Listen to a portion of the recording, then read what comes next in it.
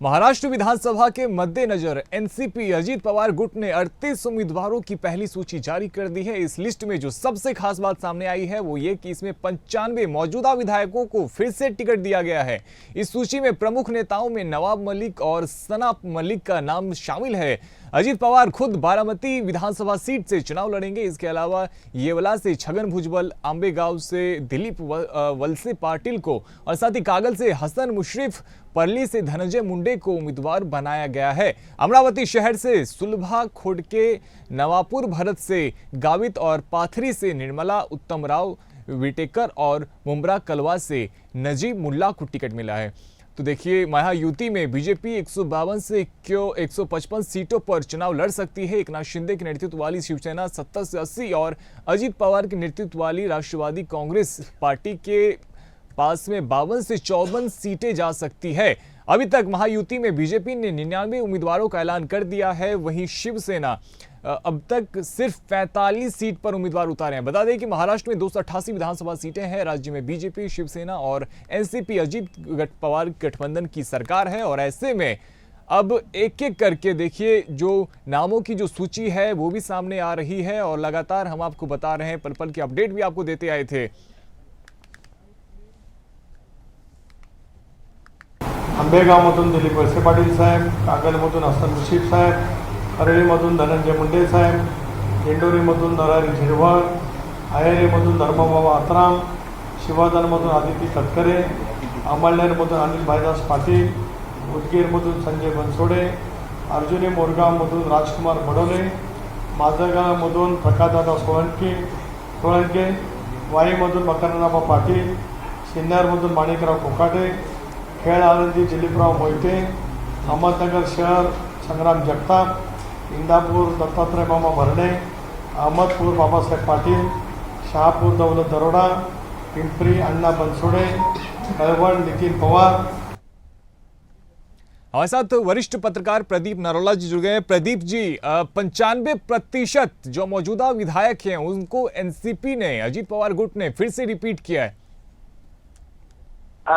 देखिए, इसमें कोई दो राय नहीं है कि जिस तरह से अजीत पवार गुट शरद पवार गुट से अलग हुआ और उसके बाद जो सिचुएशन है, जो जो बड़े नेता उनके साथ आए, जो जो विधायक उनके साथ आए, तो ये पहले से ही तय था कि लगभग सभी की टिकट दोबारा उन्हें चुनाव मैदान में उतारा जाएगा, सबको टिकट दी जाएगी, क्योंकि अजीत पवार गुट बहुत पुराना गुट नहीं है, जो बहुत पुरानी पार्टी नहीं है, इसलिए अभी उनके साथ और नेताओं का जुड़ाव होना बाकी है। क्योंकि चुनाव आ गए तो निसंदेह वही ज्यादातर सभी रिपीट किए जाएंगे, कोई एक आध में कुछ बदलाव हो भी सही तो, क्योंकि अब 53 से 54 सीटों पर अजीत पवार गुट के लड़ने की संभावनाएं हैं।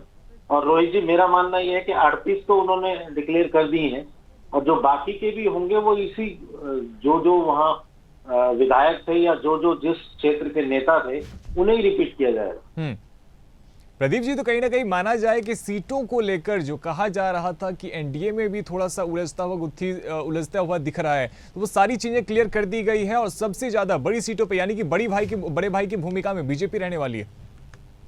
देखिए, निसंदेह रोहित जी, ये जब भी कभी कोalition में सीटों का बंटवारा होता है तो या 3 गुट या 3 पार्टियां आपस में बंटवारा करती हैं, तो कुछ चंद 4, 5, 7 सीटें ऐसी होती हैं जिन पे विवाद होता है और पार्टियां क्या करती हैं कि उन 4, 5, 6 सीटों को छोड़कर उनको होल्ड पे डालकर बाकी सीटों पे कंसेंसस बन जाता है। तो मेरा मानना ये है कि 2-4 सीटों पे जिन पे भी होगी वो लास्ट में सहमति बन के, और कई बार तो फ्रेंडली मैच भी हो जाता है। जब ये किसी सीट पे कंसेंसस नहीं बन पाता तो फ्रेंडली मैच भी खेला जाता है।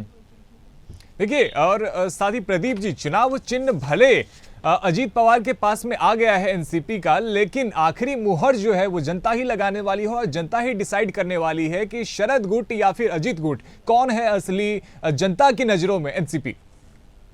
देखिए, वो तो देखिए, ये बात ठीक है कि हर काम जनता के हाथ में, जनता ने डिसाइड करना है कि वो कौन किसको ताज पहनाएगी और किसको फर्श पर डाल देगी, किसको अर्श पे पहुंचाएगी। लेकिन निसंदेह जिस तरह से आप अभी कह रहे थे कि कौन जनता का सिरमौर होगा, तो ये पार्टियां पूरी तरह से पूरी स्ट्रेंथ से नहीं लड़ रही हैं। अब देखिए कि महाराष्ट्र में 288 सीट है, 145 सीट का जो कोalition होगा वही सरकार फॉर्म करेगा। कम से कम 145 सीट चाहिए। तो सिर्फ एक मेरे ख्याल से बीजेपी को छोड़कर कोई भी कोalition का पार्टनर है वो इतनी सीटों पे तो चुनाव ही नहीं लड़ रहा, सिर्फ बीजेपी लड़ रही है। तो फिर सिरमौर की बात है कि गठबंधन सिरमौर होगा, चाहे वो यूपीए हो या एनडीए हो, पार्टी सिरमौर नहीं होगी। बिल्कुल। और प्रदीप जी, कहीं ना कहीं ये भी देखना होगा कि महायुति का लोकसभा में जिस प्रकार का प्रदर्शन उनकी तरफ से रहा था, यदि उसी प्रकार का प्रदर्शन विधानसभा में रहता है तो काफी मुश्किल हो जाएगा महायुति के लिए। देखिए रोहित जी, लोकसभा और विधानसभा ये दोनों संदर्भ अलग होते हैं, दोनों चुनाव के मुद्दे अलग होते हैं, चुनाव की संरचना अलग होती है। इन्हें आप एक दूसरे से जोड़ के कभी नहीं देखना चाहिए। आपने देखा होगा कि हरियाणा में जिस तरह से कांग्रेस ने उठान लिया, 5 सीटें कांग्रेस ने जीती, 5 सीटों पर बीजेपी को हार का सामना करना पड़ा। लेकिन जैसे ही विधानसभा चुनाव आए 2-3 महीने बाद ही वहां बीजेपी ने सरकार बनाई। तो वो चीजें थोड़ा सा डिफरेंट, माहौल अलग होता है, सिचुएशन अलग होती है। उस संदर्भ में ये लगा लेना कि वही रिजल्ट होंगे जो लोकसभा में हुए थे, या वही समीकरण बैठेंगे जो लोकसभा में। अब लोकसभा में जैसे ही यूपीए ने चुनाव इकट्ठा लड़ा, सारी पार्टियों ने एक कंसेंसस बना के एक कैंडिडेट उतारा, तो उसके रिजल्ट अलग थे। मेरा मानना है कि ये विधानसभा के चुनाव है, इनके रिजल्ट अलग होंगे, क्योंकि लोकसभा की एक बहुत बड़ी सीट होती है, उसमें जाति समीकरण भी, जाति फैक्टर भी काम करते हैं, उसमें सिचुएशन भी काम करती है। और जहां जहां विधानसभा क्षेत्र है वहां वो सिमट के रह जाते हैं, एक छोटी कॉन्स्टिट्यूंसी होती है, उसमें मुझे नहीं लगता कि उस पर कोई बहुत ज्यादा सिमिलर इफेक्ट पड़ेगा दोनों चुनावों का। बहुत शुक्रिया प्रदीप नरोला जी आपका हमारे साथ में जुड़ने के लिए। तो देखिए, विधानसभा चुनाव के मद्देनजर अब एनसीपी ने भी 38 उम्मीदवारों की पहली सूची जारी कर दी है और उसमें 95% मौजूदा विधायकों को रिपीट किया गया है।